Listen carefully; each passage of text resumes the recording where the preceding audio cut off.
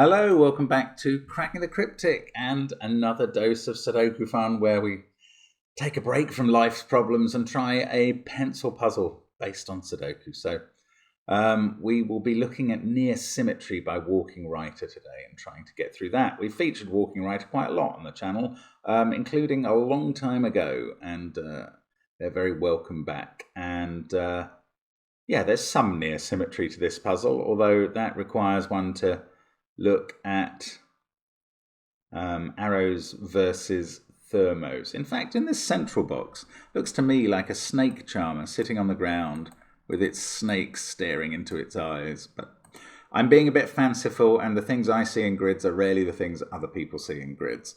Anyway, do check out our Patreon, where we've got the so many good things, including the 12 Labours of Hercules Sudoku Hunt, of course, the Kickstarter, the Cracking the Cryptic Greatest Hits Volume 2 book, the Creating a Cryptic Crossword with Celebrities stream coming up, our normal streams, and all the other content that goes with the channel. We are very proud of it all. I hope you get to look at some of it and enjoy lots of it. We're delighted to always have a chance of bringing you new Sudoku every day. So I'm going to go through the rules of Near Symmetry now. Normal Sudoku rules apply, so that's 1 to 9 in every row, every column, and every 3 by 3 box need to be fitted in. Digits within a cage must not repeat, and sum to the number in its upper left-hand corner. So those two will add up to 13, for instance. Digits along an arrow sum to the number in the connected circle, so those two digits add up to that one. Digits along a thermometer increase from the bulb end, so this might be, well, it might be a 3, and that would have to be bigger than 3, say 5. That would have to be bigger than 5, say 6. That would have to be bigger than 6, say 9. And we've also got 2 marked diagonals, and the digits along those can't repeat, so each will be a set of the digits 1 to 9. Those are the rules. Do give it a try on the link under the video. I don't know how difficult this is going to be, but let's get cracking. The 22 cage has to have a 9 in it, but the rest of the cages are not that useful. Okay, so this is a 3-cell arrow on this circle, so that must be 6, 7, 8, or 9 in the head of the snake charmer.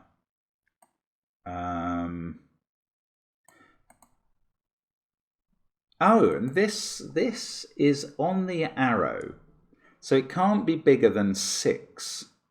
Because that's the biggest digit you can put on this arrow, because the other two would, at their minimum, are 1 and 2, and we can't go above 9. Right, so this is a bit limited. I'm going to Goodliffe this thermo, i.e. write the possibilities along it.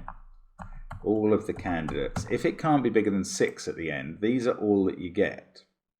Now, something I know about 3-cell thermos, 3-cell arrows, or 3-cell totals is that, well, if this was a 9, I would know that it would have 2 low digits from 1, 2, 3, and 1 middly digit being 4, 5, or 6.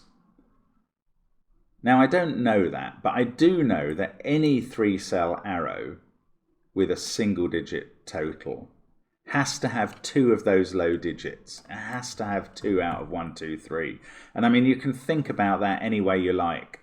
As soon as you have 2 digits on the arrow that aren't from 1, 2, 3, say 4 and 5, then you've broken it, because 4 and 5 plus anything else gets to a double-digit number. So now, look, we've got a 1, 2, 3 triple, because that couldn't be low. That's lovely, actually. Isn't that really clever? So this has to be 4, and that deals with the whole of the rest of this thermo. We get 4, 5, 6. Once we've got a 6 there, we take 3 out of those cells. That's a 1, 2 pair. This is a 9. The 1, 2 pair there makes that a 3. This arrow and thermo just keep bouncing back on themselves. And we've pretty much, well, we've finished box 5 suddenly, apart from 2 pairs. Now, we've got a 5 in row 5, so these 13 cages can't be 5, 8. There are 2 other ways of making up 2-cell 13 cages. They are 4, 9, and 6, 7. So that is a quadruple of those digits, and that makes this an 8. not a 7. That's lovely. This works again in row 6. Now that you can't have a 7 or a 6, there are 4 ways of making up 9 cages with 2 digits, and they're 7, 2 and 6, 3, which are now banned. So these must be a 5, 4 and a 1, 8 in some order, and that decides these cells. And there's box 5 finished. That is gorgeous. We can also write the other 2 candidates in row 5 are a 2, 3 pair. In row 6, they're a 3, 9 pair. So there must be a 3 in each of those pairs of cells. That's not so helpful on these 9 and 11 cages. What about... Oh, well, there has to be a 9 in this cage, so that's not 9 and that's not 4. Right, as well. Oh, and it's the diagonals maybe coming into play. That can't be where the 9 is. In fact, that can't be 7 or 5 either. A 22 cage is either 9, 8, 5 or 9, 7, 6. So that's going to end up being 6 or 8.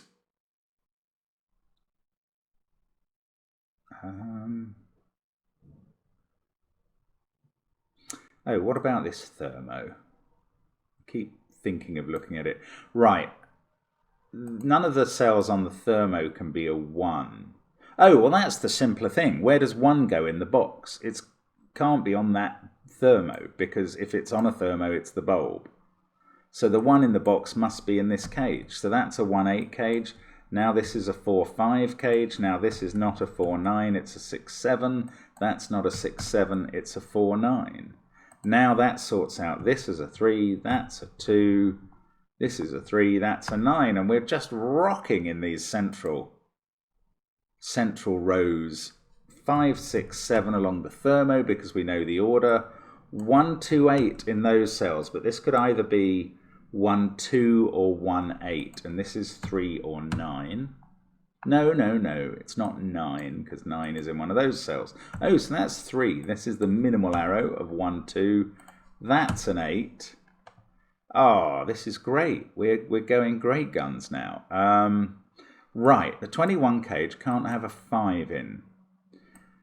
I think there are 2 possibilities left. It's either 9, 8, 4 or 8, 7, 6. Let me just check that.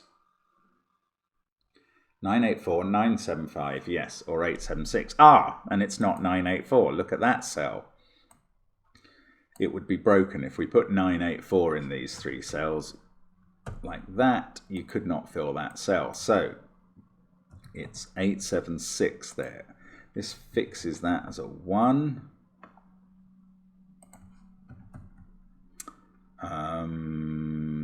The diagonal's not really doing anything else. This is 1, 2 or 4 because I know it can't be a 3 and because of the thermo. Ah, this now. Yes, this cannot be 2, 9, 3, 8 or 4, 7. 5, 6 is what it is. We've got a 5 on the diagonal telling us which way round. This one can't be 3, 6 or 8, 1. So it's either 2, 7 or 4, 5. And look what's on the diagonal. 4, 5, 2 looking at that cell. So it becomes a 7. That's a weird naked single. Well, it's not really. I mean, it's because of the killer and the diagonal. Anyway, 7 there means that's not 7. Now, how are these diagonals getting on? Ah, bingo. 6 looks up at that. That's an 8. This is a 9, 5 pair. 4 and 5 get sorted out. 8, 6, 5, 7, 9. These can't. That is 1 or 4. That's 1, 2 or 4. This is not 2, so it's 1, 3 or 4. Now, what about this one? 4, 5, 2, 7 there. That can't be 8 or 9. Oh, look. No, let's just use rows. 8 is looking at that cell. So that's a 6. 6, 4, 5, 2, 7. We've got 1, 3, 8, and 9. This one sees 8 and 9 in that cage somewhere. 1, 8, 9, 1, 3, or 9. Okay, maybe I can't finish those off yet. 7, 2, 3, 6, 5. Ah, 8 is in one of those cells. So the 8 in column 3 is there. That's not 8. This is a 1, 9, 4 triple. That is going to sort out both of these. 2, 3, and a 5 to finish the box. 6, 3, 4, 5, 2, 7. That's a 1 now. That's a 9. And the diagonal is totally finishes itself effectively. This can't be 3. So the only place, that's now a 1, 2, 4 triple. The only place for 3 on this diagonal is there. Then there's a 1, 4 pair. The only place for 2 on the diagonal is there. Maybe I can't do the 1, 4 pair, but everything else is done on that diagonal. Right. 7 in the final column has to be there. This is a 3, 6 pair. I know the order. And I think this puzzle's just coming for us now. It's nice. It's nice. It's just got a really nice flow to it. You keep using one rule, then another rule. Very clever stuff from Walking Writer. Right, 2, 8, 6. Can I do more in this box? Yes. No, I thought that was resolved, but maybe not. 6, 7, 8, 5, 1, 3. That's 4 or 9. That's, oops, that's where 2 goes. Okay, so this cage now is going to have 3 and 7 in it because they have nowhere else to go in the row. Oh, and 3 and 7 in a 13 cage means it is a 1, 2, 3, 7 cage. 3 and 7 are in those, so that's not 3 or 7, and it's also not 1. That's the 2, which I could have worked out by seeing 2, looking at those 3 cells, which are now 1, 3, 7. 4 and 9, the diagonals are completely done, as are most of these top boxes. Ooh, not quite all of them, just that 7, 8 pair left. Here I've got 1 and 7s. Oops, sorry, cursor control.